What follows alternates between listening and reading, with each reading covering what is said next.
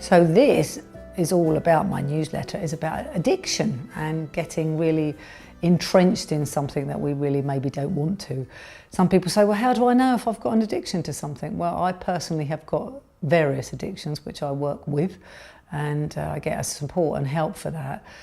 But to recognise an addiction, I think it's really useful to stop and really ask yourself honestly, am I, whatever it is I'm doing, too much? Now, some people are in denial, and I would suggest you ask your family. I know quite a few people that have got issues with alcohol that would say, no, I haven't got a problem. But actually, if you ask the rest of the family, they say they have got a problem.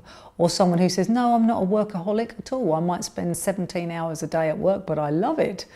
And then if you ask the family, they'll say, actually, they are a bit of a workaholic.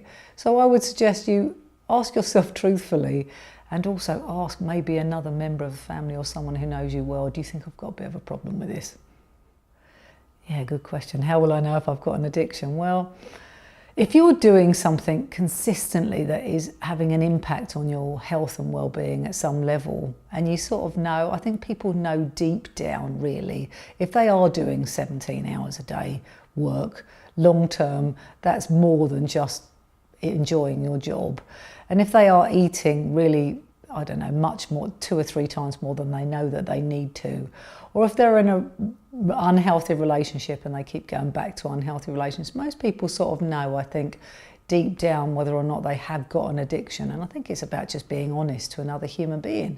There's plenty of 12-step recovery programs that support people from drugs to relationship issues to smoking to food. There are plenty of addiction therapies that people can go to, and maybe just to even talk to their GP or a close friend sometimes is helpful.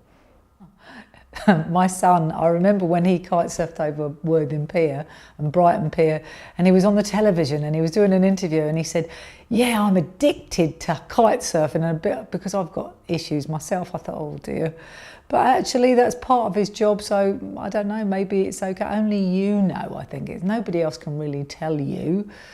But for him, he is a bit addicted to sport, and he does say sometimes, if I don't do the sport, I get a bit of a panic and an anxiety. Well, that's a bit of a good sign that something's a little bit unhealthy, but he does it for a living. So until it becomes a problem, I guess most people are not really going to do anything about it.